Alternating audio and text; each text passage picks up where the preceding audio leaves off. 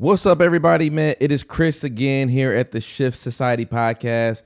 I am very, very happy to be here, of course, this day, because I believe that this is a day in which you're going to learn something you did not know, or at least you're going to get some skills around something that you needed to get skilled around psychologically, mental health wise, something that's going to move the needle for you and make you a better, happier, more holistic person. Again, of course, we always want to start by saying make sure that you subscribe, share, and like this podcast. We are nothing without a community of people who are wanting to build with us, and we're building from the ground floor up. I think that everyone needs a level of understanding when it comes to their mental health, when it comes to the things in their life that are bothering them. And you don't get that just because you want it or you pray for it. A lot of it you got to go out and learn, and you got to go gain yourself. And so that is what this podcast is primarily about, is giving you what you need, the game that you need, the information that you need, so that you can be the person that you have been created and called to be by God. And so if you have been taught, and let me just start by saying this, what I want to talk about today is the power of your no, and just the power in your mouth to say no. That what it is that you want to do in your life is going to come by way of you being able to say no.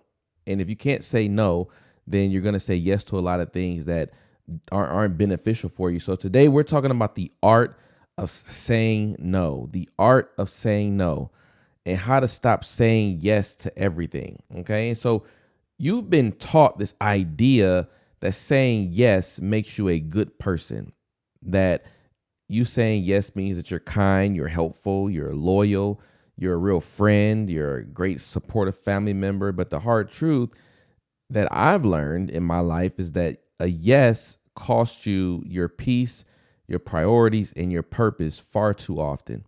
It's not every time. A lot of times you want to say yes because you love people and you want to do the right thing for people, and that's what you want to do. But how many of you know, listening to this, that I say yes to a lot of times, Chris, because I feel almost obligated to do it? Or I say yes, Chris, a lot of times because I don't like the guilt that comes after saying no.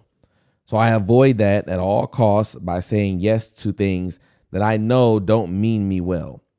Well, I would tell you that your yes isn't generosity at that point. It's not kindness. It's probably not even as loyal as you think. It's really self-abandonment. You've departed from taking care of yourself. You thought more about what other people are going to say versus what you need to say. Think about that. You've thought about what are they gonna say versus what do I need to say for me. Let that sit for a second. All right. So again, I'm happy to be here. I think that this is what we're gonna do more. It's just really lay down some good tracks, some good drywall, so we can build up your resilience. We can build up your courage, your mindset, and your energy. Because too many of you have been punished in silence for far too long, and that's causing you to be exhausted, and you're punishing yourself. All right. So again, we're talking about the art of saying no, and why so many high capacity, high performing people who desire success in their life stay overwhelmed, under resourced. They lack fulfillment. And it's because they say yes to things they stood firm on and said no to. All right. So there, to me, is a yes epidemic. There's a yes epidemic. And when we start here, we want to just understand that most of us were raised to believe that being agreeable was being valuable, that being agreeable was being valuable. But I really need you to understand something. Hear me clearly. You are not required to set yourself on fire to keep others warm. You are not, you didn't hear me. Hear me clearly. You are not required to set yourself on fire to keep, come here, microphone. You are not required to set yourself on fire to keep other people warm. Society rewards this idea of self-neglect, because if I'm neglecting myself, then it looks like service. It looks like humility. Whether it's at church, school, the workplace, your family, everybody is trying to condition you to prioritize being liked over being aligned. And when in that social media, right? Likes, likes, likes. Why do you think they named it likes? Social media understood exactly what you want it to be. You want it to be liked. You want it to be liked. And they understood that being liked doesn't always translate into feeling loved. That's why it doesn't say love. It says liked. Social media tells you exactly what you're going for. You want to be admired. And we've given way our voice to wanting to be admired. Saying yes to things that we don't have the capacity for is how we slowly teach ourselves how to resent our own life. Like, you're saying yes to things and then it has to come up. I'll help you move. Yeah, I got you. Oh, I'll help you, I'll help you clean your house. I'll help you with that barbecue this weekend, even though you have something to do. Yes, yeah, no, I'll take you over your friend's house, even though your friend lives 40 minutes away. And it wasn't in your plans. It wasn't in your schedule.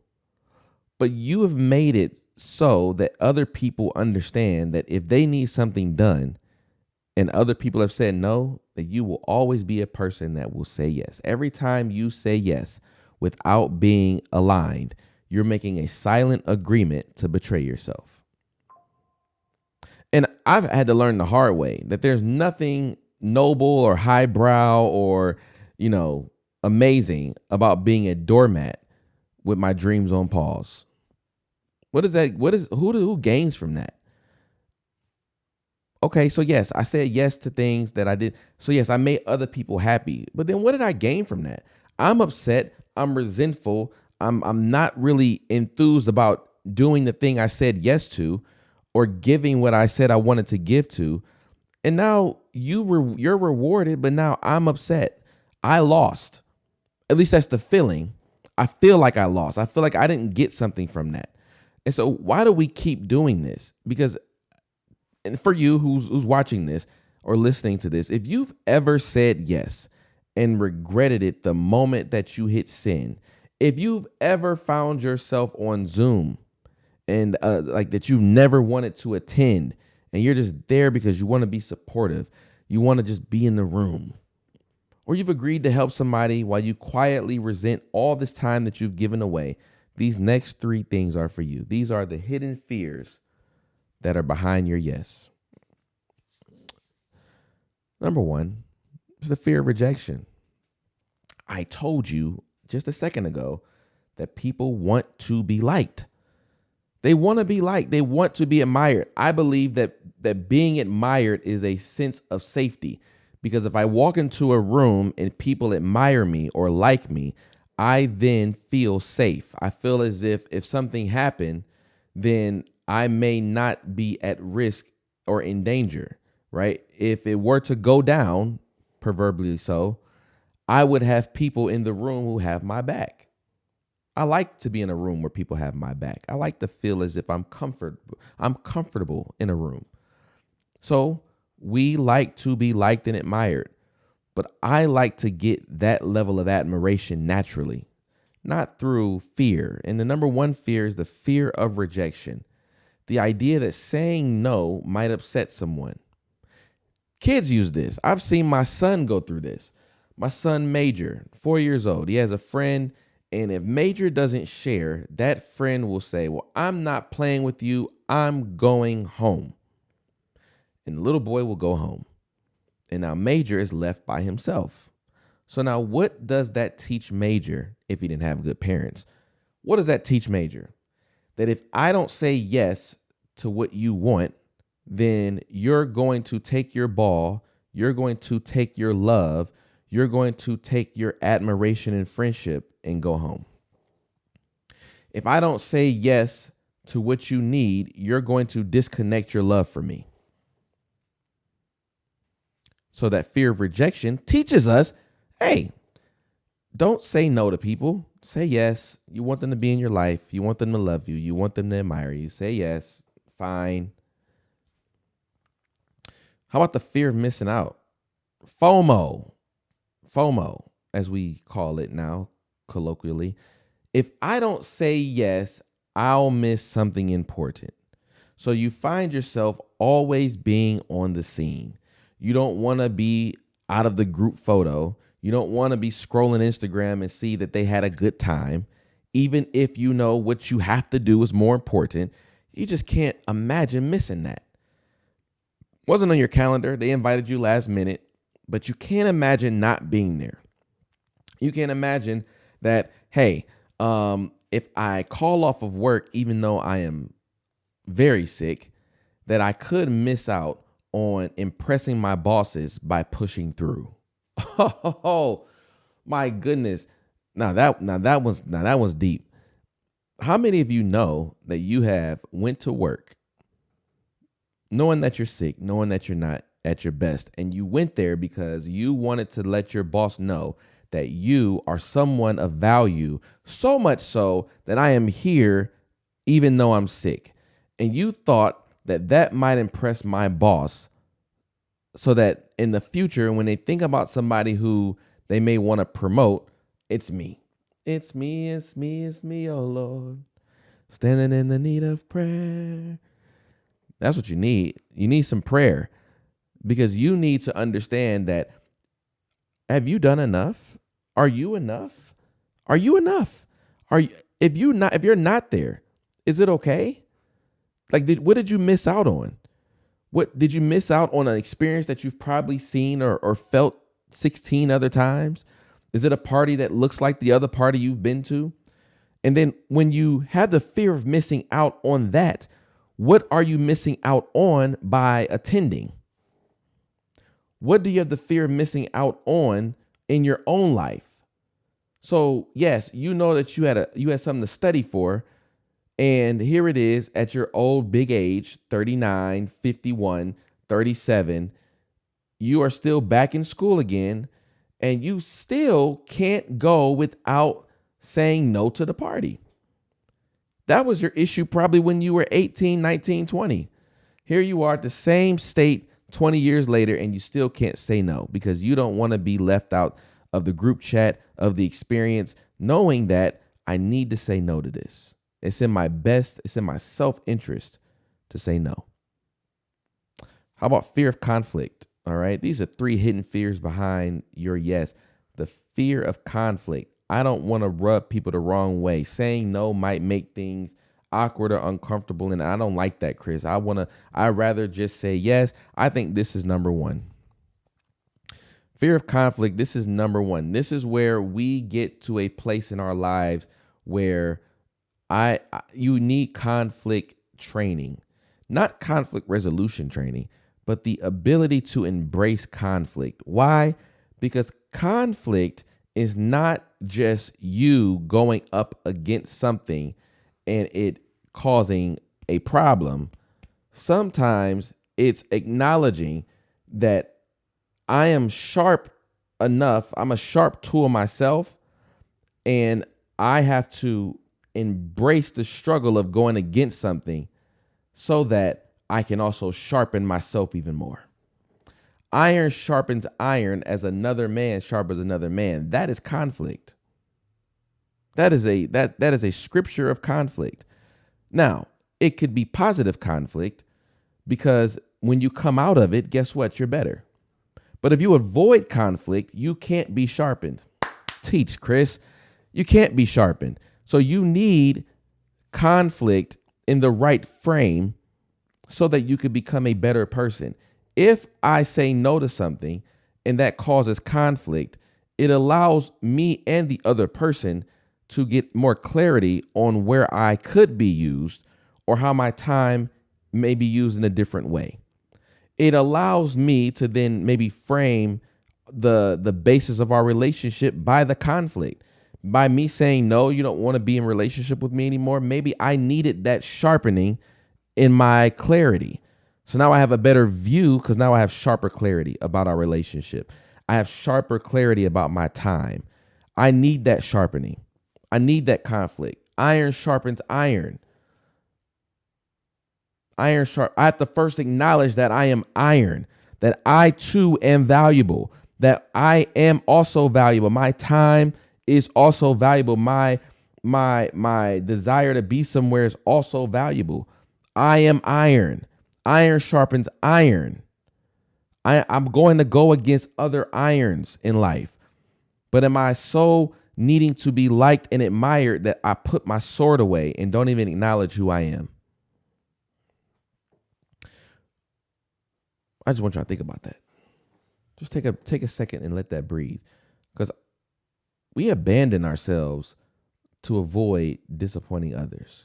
And then we have the audacity to resent them for the demands that they never forced us to meet. Like, we abandon ourselves and then we get mad at other people because they asked us to do something. And now we're on the other side with resentment because we gave into it. That's our fault. The truth is, most people don't fear saying no. What they really fear is the silence after they say it. Because in that silence, that pocket, that gap, right? That small little area, you need a story. Do they love me? Are they leaving me? Do they still want to be my friend? Are they disappointed in me? And that small gap, that silence, is like you make up 10 things about how you feel about you, how you feel about them, how they feel about you, and you don't like it. And you avoid it. And that distance, that disapproval, does it change things? Or is it manipulation? Is that look they give you, is that manipulation? Or is that them being discouraged? Is that them thinking about another option? And in sales, we have to know that even in sales, right? Take something from sales. When the customer is silent, you be silent. Sometimes filling the gap with more noise and conversation gives people an escape route. Sometimes when you say no, allow it to be no. You don't need to keep continuing on with why you said no. No is a complete sentence. And when you fill it with more information, it gives people more ammunition as to how to maybe move your no around. Can you do something? No. Are you coming? No. Not no. Yeah, because I have to do this. Well, what if I helped you with that and then would you be able to come? Can I borrow $100? No. Can I borrow $100? No, because I get paid. I don't get paid yet. I get paid on Friday. Okay, so I can borrow it on Friday. You see the difference? You have to know that that space that you're providing is useful for you, but it's something you need to use, not allowed to be used against you. And your yes is costing you tremendously. Every yes has a cost, and some of you are overdrafting your soul. Every yes has a cost, and some of you are overdrafting your soul. So here's the three no zones. Time. You keep a calendar full of obligations and call it purpose, but activity is not the same as purpose-filled time. Just because you're busy doesn't mean that you're doing the thing you should be doing. So you have all these things in your calendar that you don't really want to do, and you think that you're doing something productive, but you're not in purpose. Productivity is not always producing the thing that is in your purpose. You may not be in purpose, but still be producing. And you may be fully in purpose, but need to produce more. So don't have a calendar full of productive things that are out of alignment of purpose, because then you're going to wake up and resent the time that you spent on the productive things because they're not in purpose. So protect your time. Protect your time. Your time is valuable. Your time is everything. Your time is exactly what you need to get everything you want out of life. The marriage you want, the money you want, the relationship with your kids, the relationship with yourself, the body you want. It's time. But imagine having this most valuable resource and then fleecing it off to any and everybody because you want to be liked. Your energy, another no zone. Okay. You're showing up to every battle and you don't have any armor, no vest, no nothing, because you gave all your energy away on side battles, small things that don't matter as much. So you show up all the time, but you have no energy. You're ready to go to war for your future, for your kids. You're ready to make as much money as possible, but you get deterred every time because something on the side takes you out. Side business, side hustle, side chick, side kids. That ain't your. I'm just saying. I'm only throwing it out there because I believe that you need to own your energy. Where is your energy going? Do you have energy leaks? Who's taking your energy? Somebody's siphoning your energy away from you.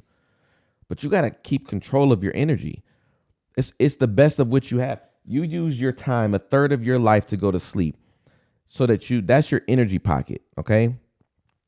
Then you have 8 hours a day typically to work. So now you got 16 hours in which you have told yourself, this is what production is for and being in purpose. I get my sleep and then I spend 8 hours producing out of that sleep. And then I spend 8 hours with the people that I'm doing all this for. Okay. Now, my question to you is, who's taking your energy away that is not necessary for what you're trying to get done? What's taking your energy away? Do you even have purpose? Do you know exactly what you wake up and go to sleep for? What is the thing you do? What do you do that makes you going to sleep exciting? I cannot wait to wake up tomorrow because I am about to get to it. I'm so excited. Or do you wake up angry? Do you go to bed sad, knowing that the next day is coming? We got to protect our energy. We got to get our energy back. Go do things that matter. At least one time a week, you should be doing something that matters. Either you're building a business, you're in service, you're volunteering, you're doing something that matters, because when you do something that matters, you are more willing to protect your energy so that you can have it to do those things with. And then another no zone is opportunity. Some of the things you keep saying yes to were never sent by God. They were just packaged nicely. Just telling you, every yes that doesn't come with God's permission is permission for confusion. I am of the belief that all money isn't good money. I do believe that. I do believe every opportunity is not one for you. If it's not what you should be doing. And how many of you know, and it's not even an opportunity, right? Sometimes you ran with an idea because it sounded cute in your head and it had nothing to do with what you need to be doing. Oh, I got this idea to, this revolutionary tire shop using AI, because AI is big and I'm going to open a tire shop. Fool, you are a lawyer. You are a chef. Just because you have an idea doesn't mean that is the right opportunity for you. It's going to confuse you. Jumping at every single thing that sounds cute in your head is how you stay confused. You know what eliminates a lot of that stuff? Knowing your purpose, knowing exactly what you should be doing. What are your talents? What should you be spending your time on? And I promise you that when you get that right, those crazy random ideas will start being more quiet, because now your brain is more focused on what you should be doing. And now a lot of those random opportunities, at least even when they come, won't even stand out. You'll be like, not where my energy is right now. I'm building something right now. Not where my energy needs to go. Yeah, sounds good, man. Yeah, best of luck to you in that. I can't jump on that right now, man. I'm doing this. I'm doing this right here. This is what I'm doing right here. I'm working on this right here. Can't do that right now. And that's okay. That's okay. Do this right now. And maybe you can finance another idea later. But every idea that you have should not have to some ideas need you and your essence to be in it. Okay. There are other things that it may just require your finance, but right now you don't have finance to dabble and dibble in everything. So you need to be in the trenches, muscling, speaking, breathing on an idea until you get the thing to work and to have life. But you're so busy spreading your essence around to all these different ideas, nothing grows and everything keeps dying. When you do, okay, decide that you want to use your yes, say yes, say this, okay? Because the truth is you don't need to be rude. That's not what we're trying to do. You need to be ready. And I'm going to give you some ways that you can say no with strength. Things such as, that doesn't align with my focus right now, but thank you for thinking of me. I'm honored, but I'm not taking on anything new at the moment. I'd rather say no now than say yes and fail to follow through. Yeah, I don't. Truth is, boundaries don't block people. Boundaries teach people how to respect you. You're not running out of time. You're running out of attention. And it's because you keep renting your yes to things that don't build your next level. Let me say that again. You're not running out of time. You're running out of attention. And it's because you keep renting your yes to things that don't build your next level.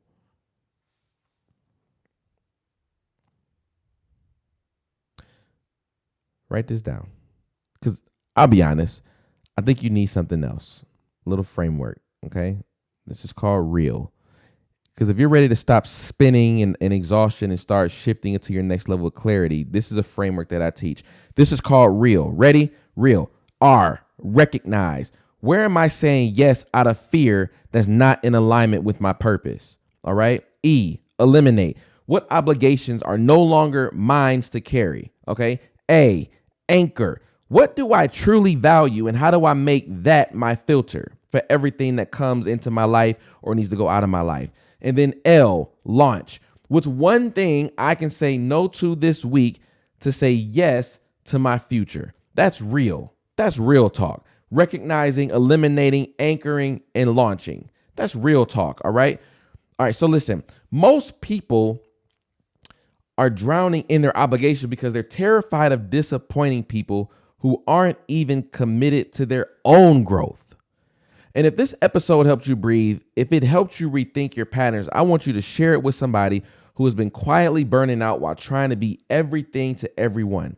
And if you want to take this deeper, we are hosting a live webinar on May 8th, 7 p.m. Eastern Standard Time called The 5 Mistakes Blocking Your Next Level. It's completely free, and it's going to uncover the blind spots that keep high potential people just like you stuck.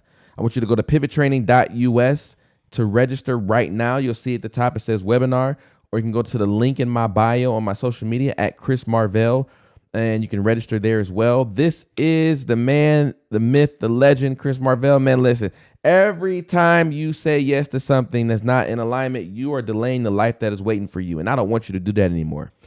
It's time to protect your peace. Prioritize it. I'll see you next time.